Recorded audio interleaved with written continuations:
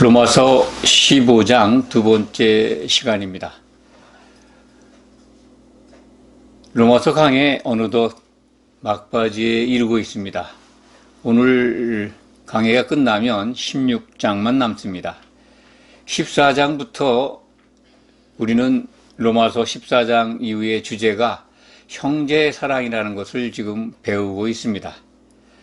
지난 시간 15장 1절에서 7절 사이의 말씀도 형제 사랑을 통해서 이루는 하나님의 선과 또 교회의 덕을 세우는 일에 대해서 우리가 살펴보았습니다. 형제 사랑이 한 가지 일만 하는 것이 아니라 세 가지를 성취하게 된다 하는 주제로 말씀을 드린 바가 있습니다. 그 말씀에 이어서 오늘은 8절부터 33절 사이에 기록되어 있는 말씀을 증거하겠습니다. 사도 바울은 8절 이하에서 이방인의 구원에 대한 말씀을 다시 강조하고 있습니다. 예수님이 이 땅에 오신 내용을 먼저 설명합니다. 할례자의 추종자가 되셨다.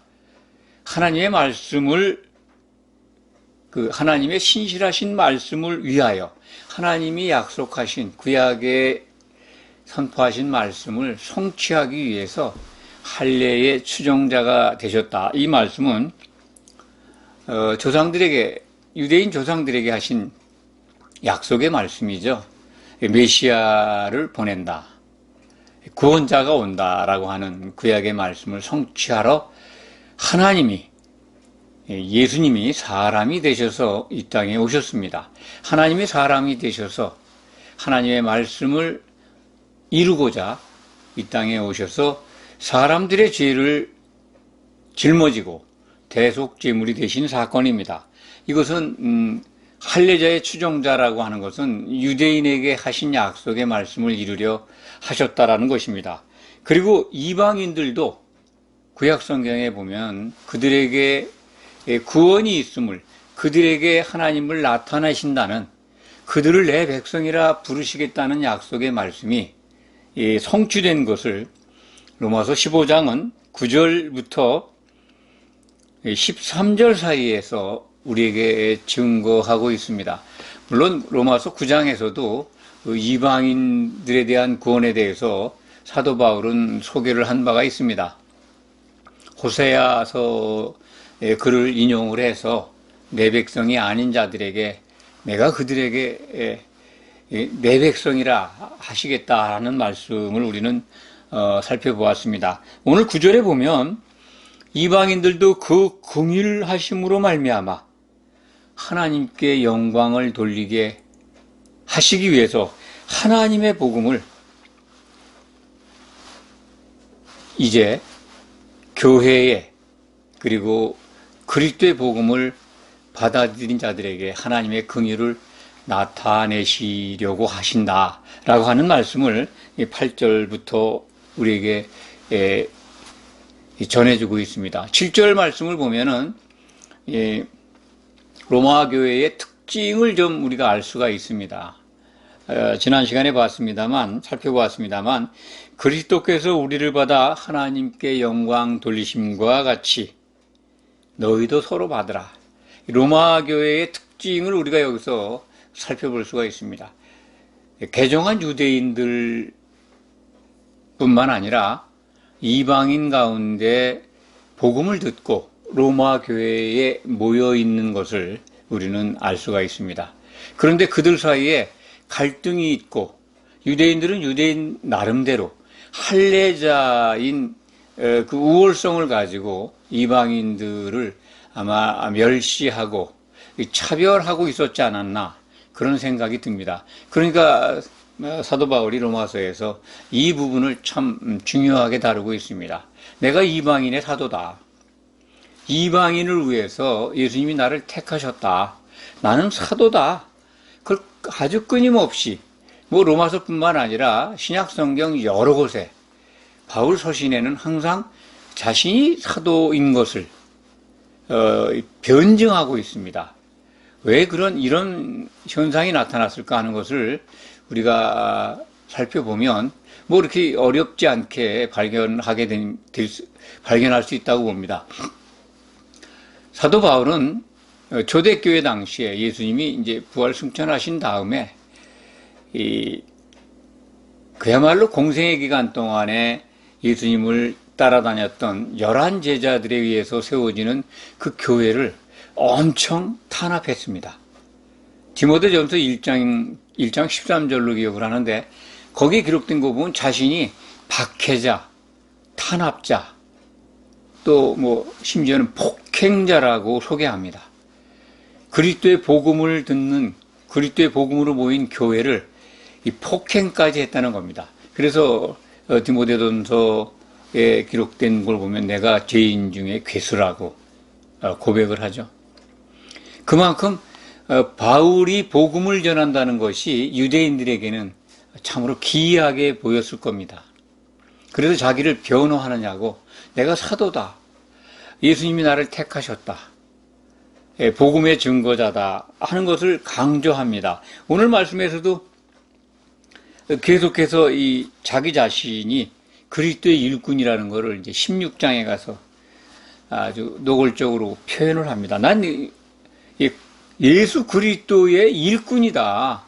사도라는 거죠. 일꾼, 뭐 집사라는 표현입니다만, 이 교회를 위해서 교회의 기초석이 돼서 교회가 세워지도록 하나님께 쓰임을 받는 일꾼이다.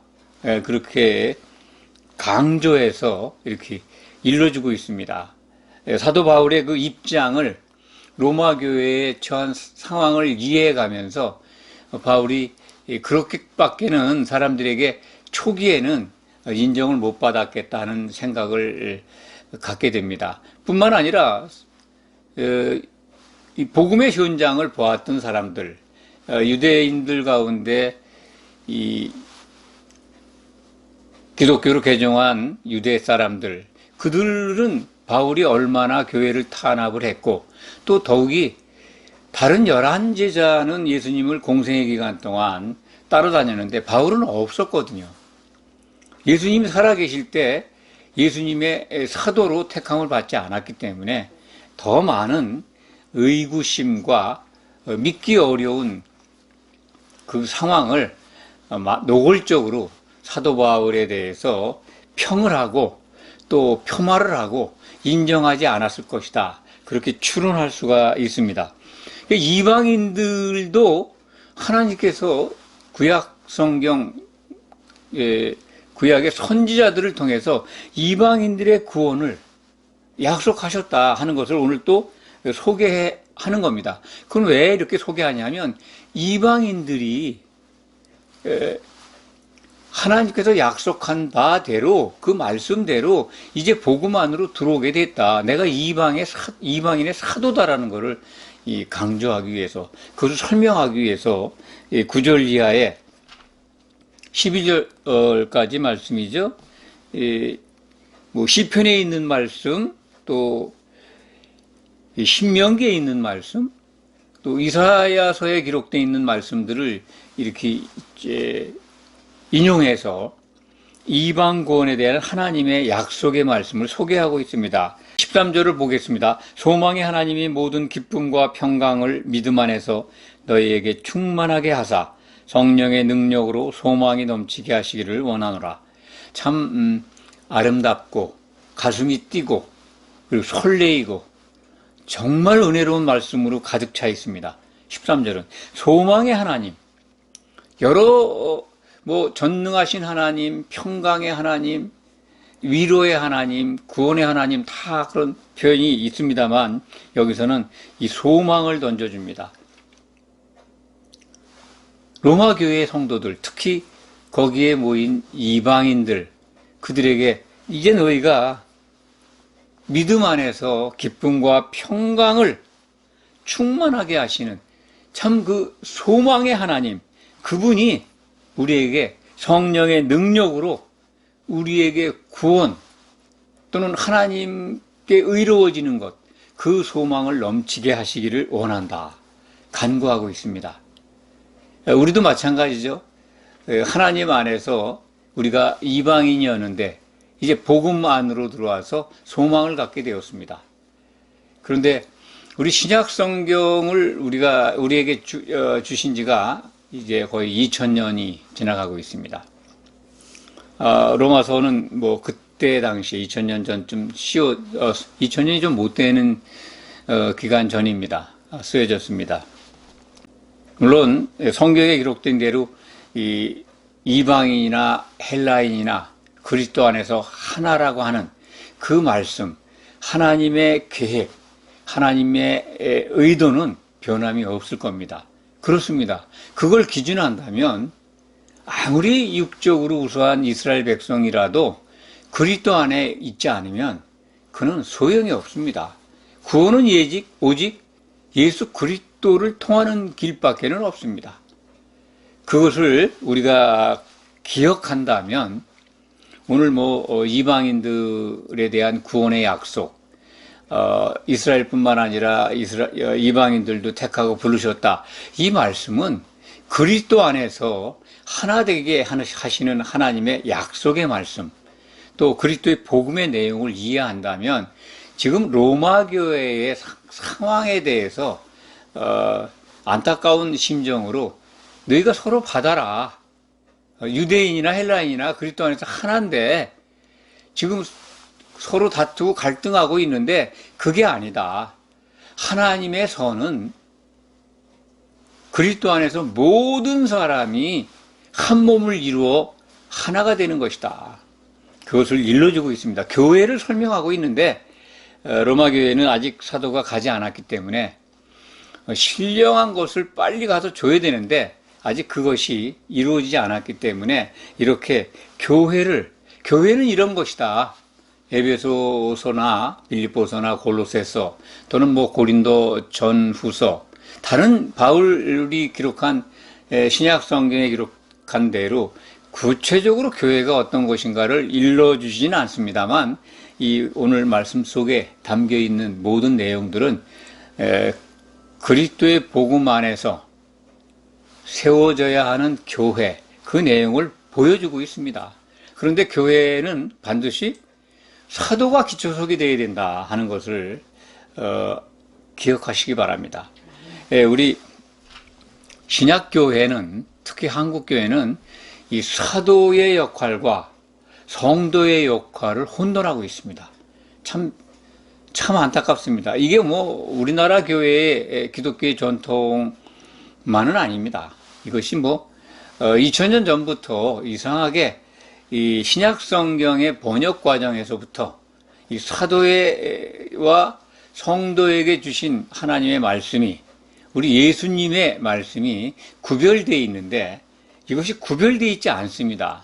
그래서 상당 부분이 사도가 하는 일을 성도도 해야 된다라고 생각을 하고 있고, 성도이면서 사도 일을 그렇기 때문에 하려고 또 그렇게 가르치고 또 그렇게 해야 되는 걸로 알고 있습니다. 그런데 상당히 주목해서 보면 사도가 하는 일과 성도가 해야 할 일은 구별되어 있습니다.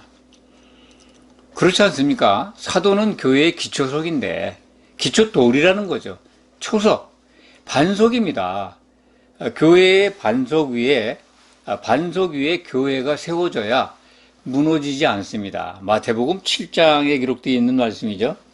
우리는 유명한 말씀을 우리는 기억합니다. 반석 위에 세워진 집이라야 홍수가 나고 물이 넘쳐도 무너지지 않는다. 그런데 반석 위에 짓지 아니하면 그냥 모래 위에 지은 집과 같다. 바람 불고 풍수가 나면 다 떠내려가지 않느냐 하는 그 비유의 말씀을 산상수훈 그 마지막 결론에서 예수님이 하신 말씀입니다. 그것은 반석 위에 집을 지어야 한다는 말씀은 반석이신 예수님 위에 교회가 건강하게 흠이 없이 세워져야 된다는 말씀입니다. 그렇기 때문에 그 반석에 쪼가리들인 사도, 예수님은 그 반석을 12조각으로 나누어서 기초석이 되게 하셨습니다. 그러니까 예수님께로부터 나간 겁니다. 그러니까 사도는 예수님의 사도는 예수님의 분신입니다. 그 반석 위에 교회가 세워지도록 그렇게 계획이 된 거고, 그 세워지는 건축 재료는 성도들입니다. 근데 성경은 맨 마지막에 가서 그 교회, 기초석 위에 세워진 그 새 예루살렘의 기둥이 성도인 것을 우리에게 가르쳐 줍니다. 요한계시록 3장 12절이죠. 너희는 내 하나님의 성전의 기둥이 되리니 그가 결코 나가지 않는다. 이기는 자는 하나님 성전의 기둥이 된다.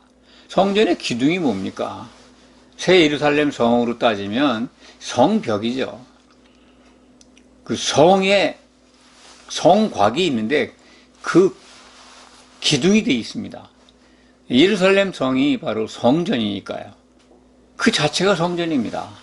그 성전의 기둥이 돼서 이기는 자들이 나타나는데, 그렇다면 기초석 위에 기둥으로 세워지는 것이 성도들입니다. 그래서 하나님의 집을 완성하는 거죠. 완성된 교회가 하나님의 집입니다. 궁극적으로 성경은 그것을 새 예루살렘이라고 우리에게 보여주고 있고 어린 양의 신부라고 또 설명하고 있습니다.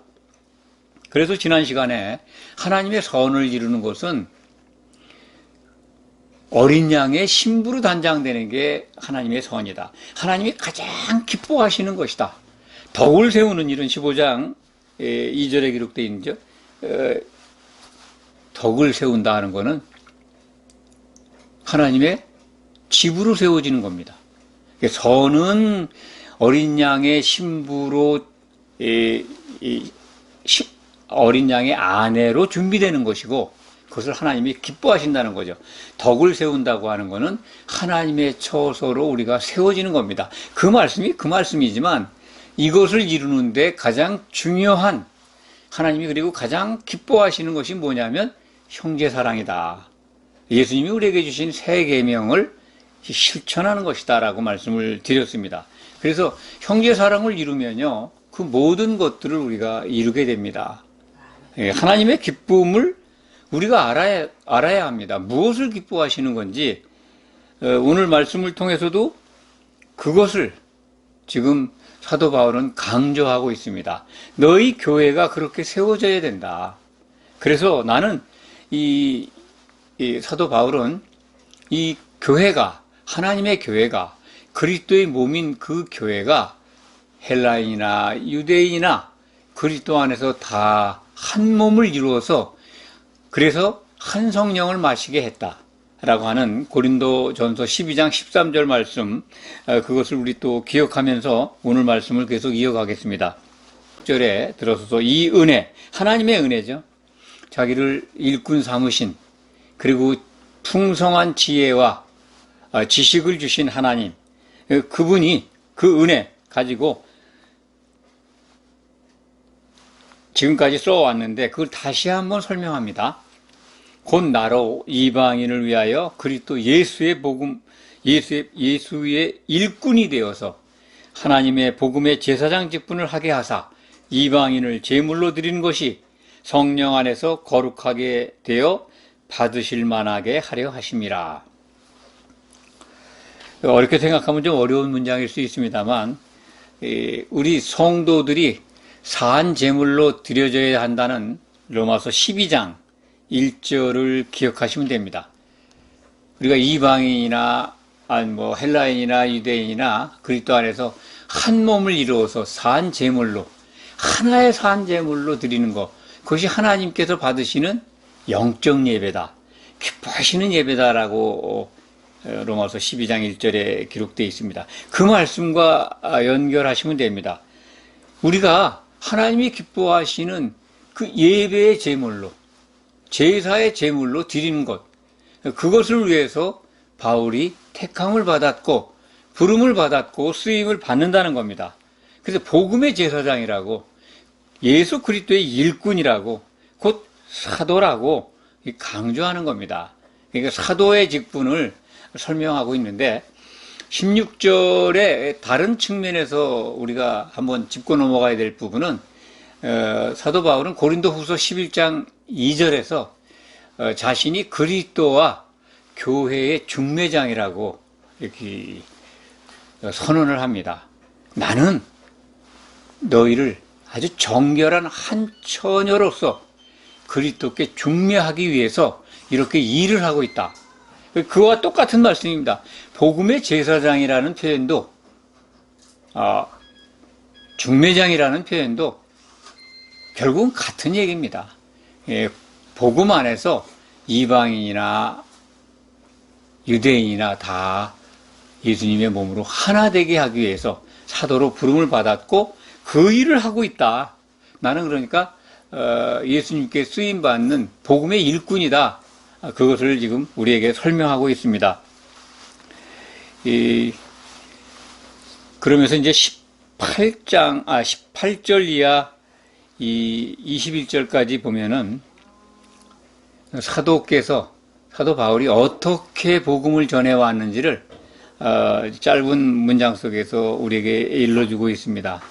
자신이 복음 증거자로서, 물론 과거에는 교회 박해자였고 탄압자였고 폭행자였는데 이제 예수 그리스도의 그 복음의 일꾼이 되어서는 참 하나님께서 하나님의 일, 하나님이 주신 그 일 외에는 다른 것을 자랑하거나 한 일이 없다는 거예요. 그리고 본인이 나타난 모든 그 일의 내용들은 19절에 이렇게 기록되어 있습니다. 표적과 기사의 능력으로, 성령의 능력으로 그런 것들을 했다는 거죠. 표적, 많은 표적을, 기적을 보여줬습니다. 사도 바울은 병도 고치고 귀신도 쫓아내고 그리고 정말 놀라운 성령의 능력으로 기사를 행했습니다. 사도 바울이 쓰던 수건만 갖다가 만져도 앓던 병이 나을 정도로 그만한 능력을 성령께서 부어주셨습니다. 그것을 지금 19절 말씀이 증거하는 겁니다. 그렇게 말과 행동으로 하나님의 복음을 위해서 일을 했는데 그것은 모두 다 표적과 기사로 나타난 능력들이 많은데 다 성령의 능력으로 이루어진 것이다. 하나님께서 주신 능력이라는 겁니다. 자기가 한 것은 하나도 없다는 거죠. 그래서 예루살렘에서부터 일루리곤까지 무슨 유럽의 어느 지역입니다. 거기까지 아주 복음을 편만하게 차별 없이 다 골고루 이렇게 선포했다. 20절에는 자기 자신은 그래서 이미 이제 유럽의 일부와 소아시아 지역에 필요한 곳에 하나님이 보내신 곳에 이 복음을 전했는데 이제는 더할 것이 없어서 로마로 가고 싶다. 로마를 가는데 먼저는 이제 뒤에 보면은 이제 서바나로 가려고 서바나를 갈 계획을 설명을 합니다. 그러면서 20절에 복음이 선포되어 있는 지역에는 내가 건축하지 않으려고 한다. 그래서 이제 로마에 있는 너희에게 가려고 한다라고 하는 말을 피력하고 있습니다. 22절부터 29절까지에 기록된 말씀은 사도 바울의 로마 방문 계획입니다. 그 전에 우리가 먼저 생각해야 될 거는 이 로마서는 고린도 교회에서 쓰였다라고 하는 것이 정설입니다. 그래서 고린도 교회에서 인편에 로마 교회로 보냈습니다. 그렇다면 바울이 로마 교회에 가서 참 그 성령의 신령한 은사를 나눠주고자 이렇게 애를 쓰고 그렇게 갈망하고 있는 것을 로마서 1장에서 우리는 배웠습니다. 그런데 그러면 고린도 교회에서 바로 로마로 가면 되는데 가깝죠. 고린도 교회는 지금 나라 이름으로 말하면 그리스입니다. 헬라 지역이죠. 아가야 지방이라고 합니다. 신약 성경에서는. 마케도니아가 있는 지역, 거기 이제 빌립보 교회가 있고, 데살로니가 교회, 이런 교회가 있었던 걸로, 기억을 합니다. 그러니까, 고린도 교회에서 그냥 로마로 가는 게 가까운데, 오늘 말씀을 보면 우선 예루살렘에 가신다는 거예요. 예루살렘에 간다. 왜 가느냐? 성도를 섬기는 일로 간다. 25절에 보면은 이제는 내가 성도를 섬기는 일로 예루살렘에 가는데 그 앞에 뭐가 있습니까? 그 다음에 26절에 이는 마게도냐와 아가야 사람들이 예루살렘 성도 중 가난한 자들을 위하여 기쁘게 얼마를 연보하였습니다. 연보라는 단어가 나오죠. 지금은 이제 신약 성경에서 다 헌금으로 받고 나서 뭐 교회의 모든 이 필요한 경비를 또는 내는 돈을 다 헌금이라고 합니다만 사실은 연보입니다. 헌금이나 11조는 없어졌다. 그것은 여러 차례 말씀을 드렸는데 이 교회가 제일 먼저 해야 될 일은 연보입니다. 가난한 성도를 돕는 일입니다. 신약 성경에 기록된 대로 우리는 이것을 늘 기억해야 합니다. 헌금을 하고 헌금을 많이 하면 하나님께서 복을 준다라고 하는 것은 참 성경적이지 않습니다. 하나님과 거래를 하겠다는 거 아닙니까? 내가 헌금을 이만큼 많이 했으니 하나님 제게 많은 복을 주십시오. 그런 태도는 우리 교회에서 이제 없어져야 합니다. 형제 사랑을 본을 보인 아가야 고린도 교회죠. 아가야 지방에 있는 교회, 그리고 이 마게도냐에 있는 교회, 아마도 빌립보 교회 같습니다. 빌립보 교회와 고린도 교회에서 예루살렘의 가난한 성도들을 위해서 연보한 걸 가지고 사도 바울이 예루살렘 교회로 갈 계획을 지금 설명하고 있는 겁니다. 그러니까 로마로 바로 못 가고 예루살렘에 들려서 성도를 섬기러 간다는 거예요. 이것이 바로 사도가 기뻐하는 일입니다. 하나님이 기뻐하시는 일이고요.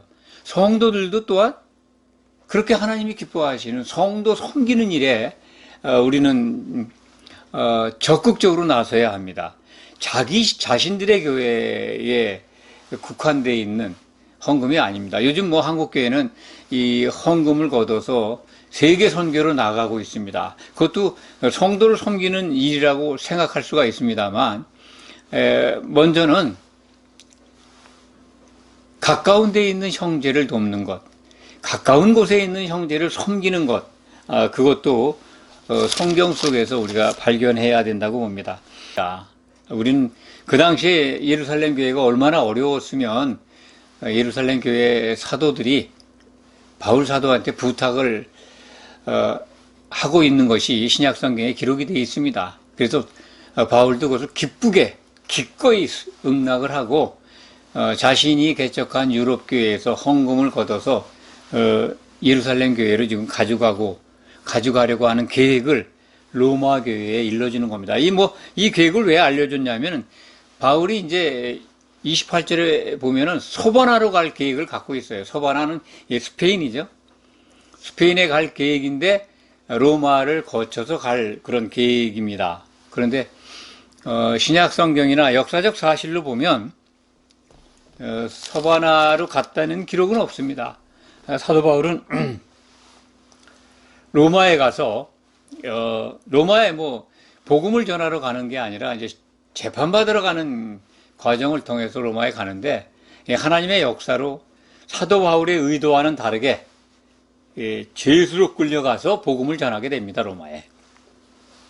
사람의 뜻대로 이루어지진 않지만은 로마 교회에 사도가 가서 그 이방 나라에 교회가 세워져야 된다는 그 하나님의 뜻이 그러한 방법으로 이루어지는 걸 우리는 성경을 통해 확인하게 됩니다.